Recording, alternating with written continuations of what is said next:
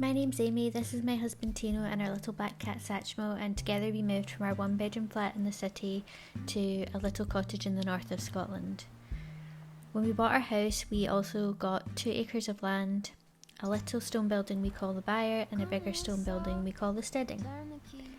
We spent the last 9 months renovating the 3 main rooms in our cottage: the living room, the second bedroom which we use as an office, our bedroom and the hall. We added reclaimed pine flooring which we sanded and stained. We picked out wall colours and painted the 3 rooms. After that we finally got to move in all of our belongings and really make the house feel like home. Someday I will see the whole deal through. Today I've got better things. After we did all that, we wanted to take a break, and over the last few weeks we've been in Italy, so I thought I'd share a few clips from our holiday.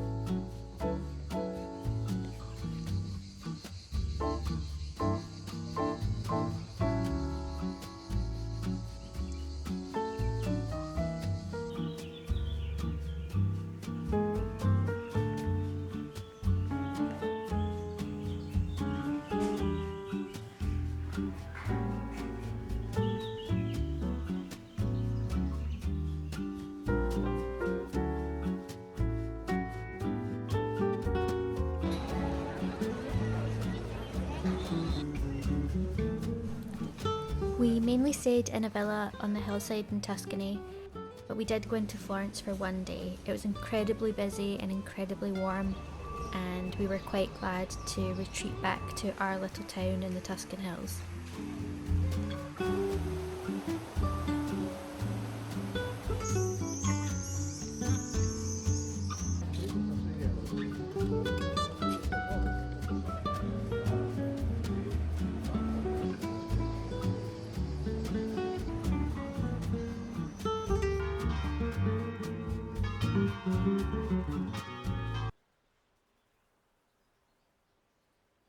As much as we enjoyed our wonderful holiday, we were really happy to get back to our little cottage in Scotland with a bit cooler temperatures, and we really wanted to kind of gut the house when we got back. I think being away makes you appreciate what you have, and we wanted to get rid of all the clutter that had been lying around the house and spend the next few months sorting out the garden while we can. So I potted up some nasturtiums that I had grown from seedlings but were looking really cramped in their little pots. I just had 1 or 2 things left in the porch that needed planted out, and I was hoping that these nasturtiums would thrive in a much bigger pot. So far they're not looking great, but I'm hoping over the course of summer they'll spread out a wee bit and thrive. I really love the colour of these nasturtiums. They're called Ladybird Rose, and I'm definitely going to get them again for next year and save the seeds from these ones. I put the pot next to my rose garden, which I'd have to say seems to be thriving, which I'm really happy about. I put quite a lot of work into this little garden, and seeing all these roses come up next to the foxgloves and the salvia makes me so happy. So these are my roses. This is how they're looking. And I do have a climbing rose which was looking really good at the start of summer and isn't looking so good now, which I guess is probably just going to happen. And the rest of the garden is looking very wild and abundant, and we're not doing too much weeding because, to be honest, there's so much to do in the garden that without completely overhauling a bed, it's hard to keep it into control. But I am trying to pull back anything that's taking over a plant that we've planted. and the clematis round the steading's also looking lovely. The pond area, which you might not be able to see a pond because there isn't really one anymore, is also very overgrown. So I did spend a wee bit of time when we got back from our holiday trying to clear the path that you can take to walk around the pond. This was fairly unsuccessful. I didn't get very far, but it's an ongoing project and I'll go back out another day when it's been less rainy and I will tackle it again. It's mainly just creeping clover that's taking over the ground kind of level, and yeah, it's just something that we'll need to pull up every now and again. To leave a little bit undone and be the cat in the sun. We also decided to move our loungers. They were beside the rose garden, but we were never sitting in them, and I've always thought that they would look really lovely next to the pond. I think that's actually where I'd planned to put them originally, and they've never ended up going there. So I moved them over, and within about 15 minutes we'd already sat in them more there than we had in the other place. So it was quite nice to just move things around and see where they work elsewhere. The problem with having a bigger garden is you need quite a lot of seating to kind of have a destination to go to in the garden, and I guess the reason I hadn't put them here is because this is just outside the house, so it's an area we use quite a lot anyway, and I wanted to get use of another area, but in reality this is a more practical place to have them. And they also look really nice from the kitchen window. So we have a little table that I put in between the loungers, and I popped a bright red geranium on top. I saw loads of these in Italy and it made me want to make a feature of this one, so I popped it there. Set aside every empty spreadsheet line. I've also been trying to be less fearful of bringing flowers inside. I don't know if it's fear or just laziness, but I sometimes just don't do it, and it's one of the things I was most looking forward to about living in the countryside, and something that is just a huge part of who I am. So I've been going out way more often to cut flowers for the garden. This is wild campanula, which grows around our pond, and it's such a pretty flower, and from memory I believe it flowers until kind of autumn. I've definitely got pictures of ripe pears with the campanula, so it'll be in flower for at least another month. And there's always so much wildlife in this part of the garden because we do leave it quite wild at the moment. In the sun.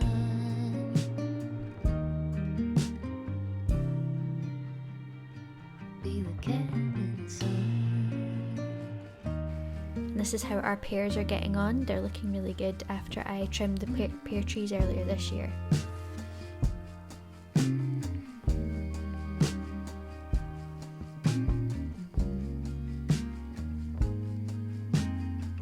So I brought those inside and put them on the mantle and the dining table. And I love the colour lilac in this room. I think it looks really nice with the paint colour we've chosen. So really happy with how these look, although they only survived a few days. But that's a few days of pretty flowers that I wouldn't have had otherwise.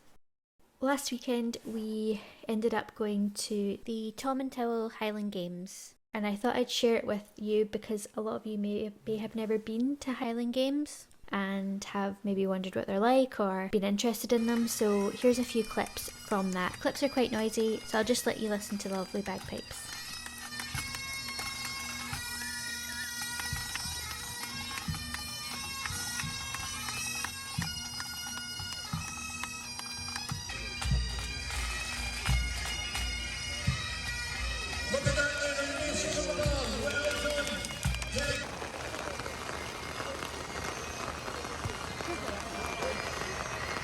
Remember, we've had a few showers of rain, Keeper's a wee bit wet and slippy, but off he goes then. Let's see what he can do. Look at that, everyone. Great first throw. On Sunday, when seeking a wee bit more calm and quiet, we went to one of our local National Trust properties, which is called Leith Hall.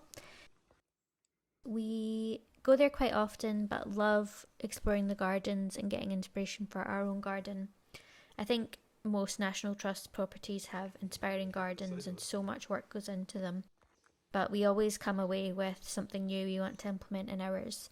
I loved their vegetable beds. I'm not sure I've ever been in the height of summer before, so it was lovely to see everything that they had growing. And they had bramble bushes espaliered on the old stone walls, lots of lovely dahlias out, and yeah, it was just lovely to walk around for a while in the calm and quiet on a Sunday afternoon and get some inspiration.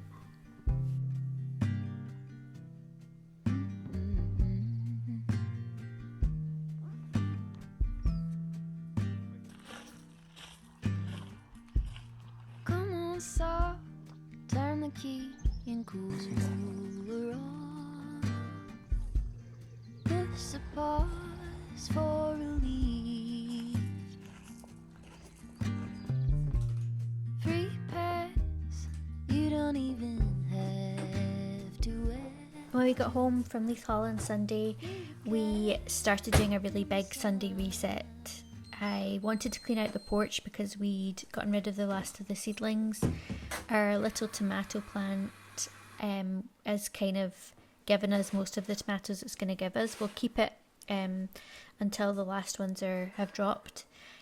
But there was a lot of stuff in here that really didn't need to be in here, and at the moment we're having an issue with our gutter above the porch, so it's quite leaky at the moment. So the less stuff in here, the less we need to dry off when it's been raining outside, which it has been doing quite a lot recently. I don't mind the rain, even in the middle of summer. I'm quite an autumnal, wintry person. I'm never really that annoyed if it's raining in the middle of summer. Although I do struggle if it rains all summer, obviously. I do love the seasons and getting a bit of summer, but I always welcome the rain. I always worry about the plants and the earth when it doesn't rain enough.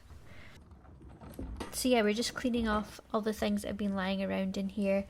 Loads of spiders' webs and flies caught in them, which need hoovered up fairly frequently. And again, I've spoken about it before, but this big DeWalt Hoover is one of my favourite things we've ever bought. It's so handy when you're renovating, or just if you have an indoor-outdoor room or a garage that needs tidied quite a lot, like this wee room that we've got. It's such a perfect tool and I love using it. I like not having to use my indoor hoover for things like spider webs and dead flies. So yeah, spent a while just cleansing the doorway and getting rid of all of that. Someday I will see the whole deal through today. I've got better things to do. Okay, to leave a little bit undone and be the cat in the sun.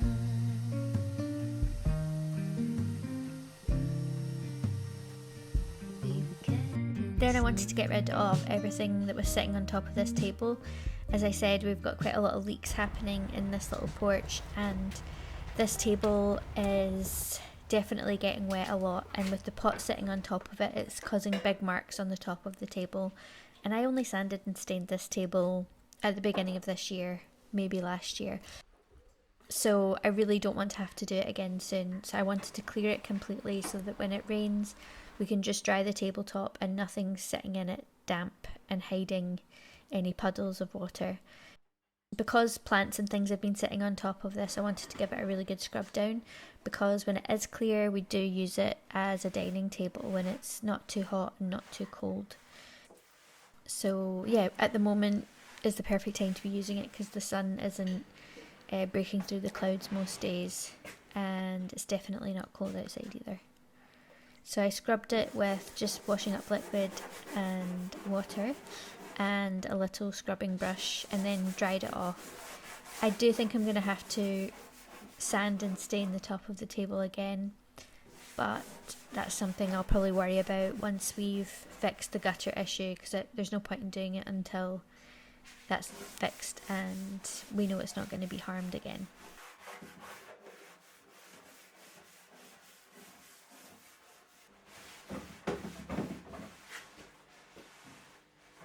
It's always therapeutic doing a job like this though, really giving something a good clean and getting it back to looking nice and new.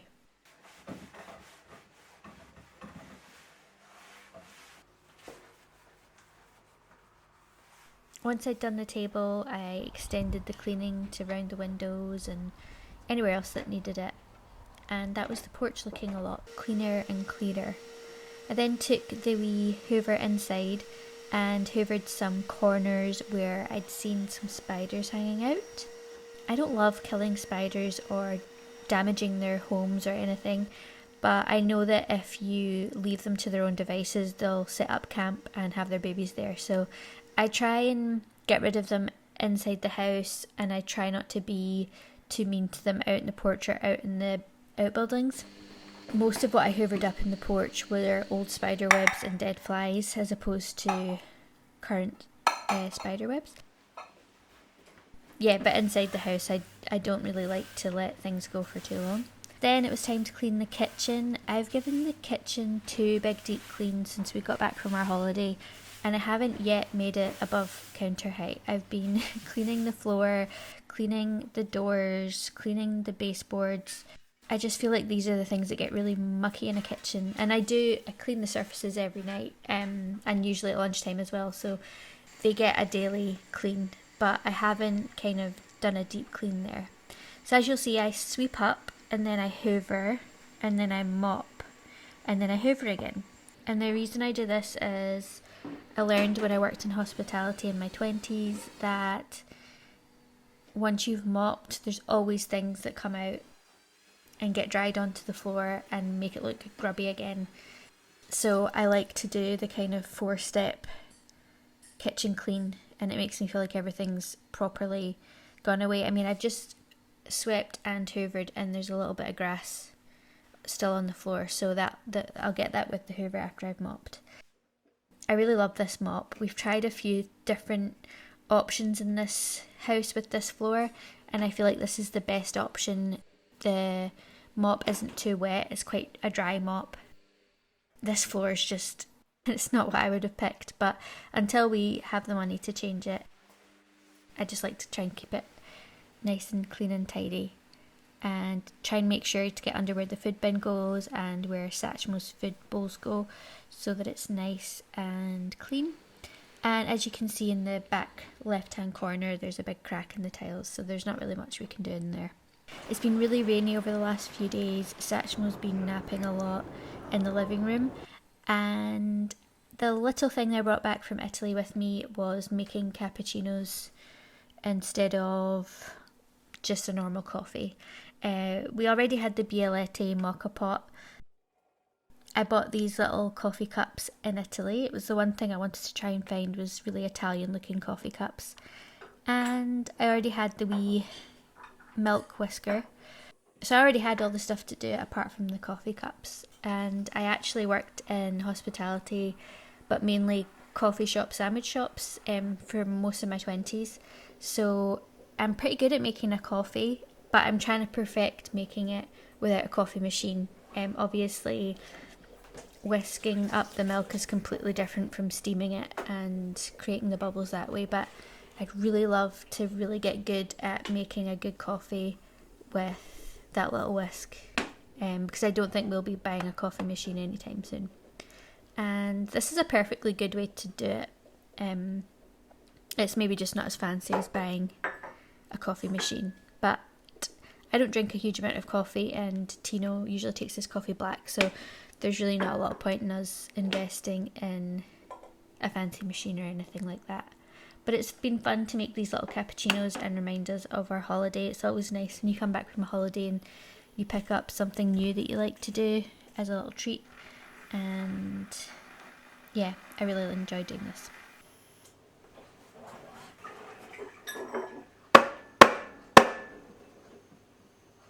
I'd say my cappuccino foam's pretty good, but I'm not quite ready to be making flat whites using this milk frothing method. Set aside every empty spreadsheet line. Loosen up on the grind. Simmer down, settle back and mess around. Be the cat in the sun. Someday I will see the whole deal through today. I've got better things to do. Okay, to lead a little bit undone. Be the cat in the sun.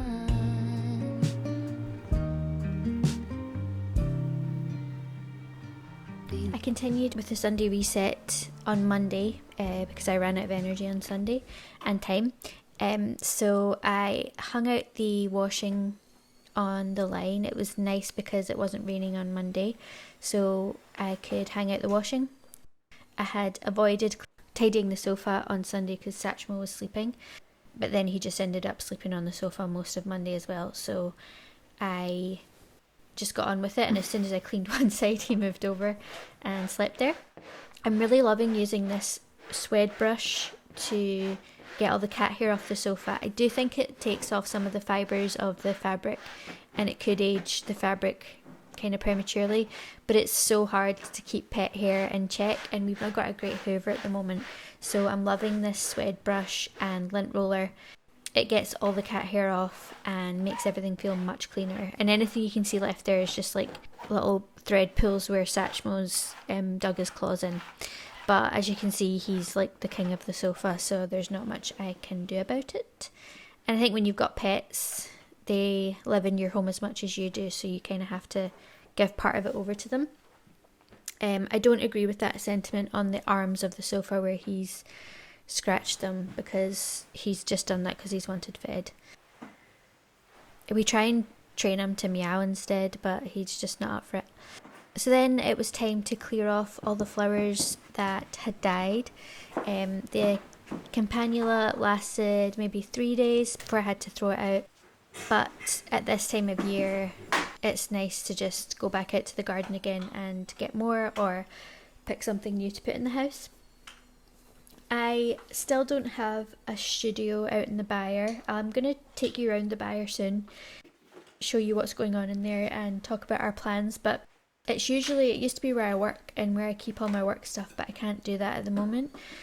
So unfortunately the dining table just ends up being piles of my work stuff, so usually camera equipment for my videos, and I'm currently doing a big batch of stockings. Someone asked me to share what I do for work in a future video, so I thought I would share just now. At Christmas time, I hand make these stockings and I hand embroider them with names. So these are the designs that I'm doing this year and I did last year. I don't like changing the fabrics up too much because I think I work really hard to get fabrics that look good together and make a nice collection, and I'm quite obsessed with the fabrics and the way they look together for a few years until I run out of them, and then I kind of want to refresh it and see what else I can find. But these are the stockings that I make, and I'm currently selling some for this Christmas. They're up on my shop, so I'll leave a link to that below if you would like to see it. In the garden, I haven't been spending too much time gardening since we got back, just kind of tidying up, but I am trying to deadhead my roses fairly regularly so that they thrive. This beautiful David Austin rose was one of the first ones I planted, and I really didn't think I was going to get many roses out of it this summer, but luckily I did. It's having kind of a second burst and there's loads and loads of rose heads about to open, so it's really exciting to see that. And my mum got me a beautiful rose, and we don't know what the name of it was. but it's a beautiful pink rose and it's been really abundant so far, and I can't wait to see what they all look like next year when they're even bigger, and I've hopefully pruned them really well, which I'm already getting nervous for.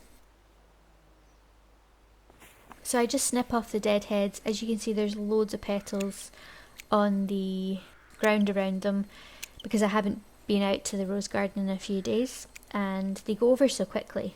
But I was just tidying that up a wee bit and yeah, taking the dead heads off. I snipped one or two that weren't quite ready to be dead-headed for a vase, but hopefully that won't do too much damage. I had been told to maybe try and just deadhead this year so the plant's got the best chance of surviving, so I am trying to stick to that, but I'm taking one or two for vases because that's the joy of having roses. And this is the Generous Gardener, which is another David Austin rose, and I'm just about to get my first ever roses from it, so I'm really excited about that. So this is the little selection I took for the house. You don't even have to ask to be the cat in the sun. Someday I will see the whole deal through today. So when I've not been doing all the stuff that I did in this video, I've been trying to get on with my stocking orders for this summer. I took these orders at the beginning of the year and they were just for anyone that wanted to order well in advance because of the nature of how slow my work is. I have to take the orders throughout the year whenever I've got time. These orders are from the beginning of the year and I'm slowly working on them to send out in the next month. And then as I said, my shop's open to take a couple more orders to work on once these ones are sent away.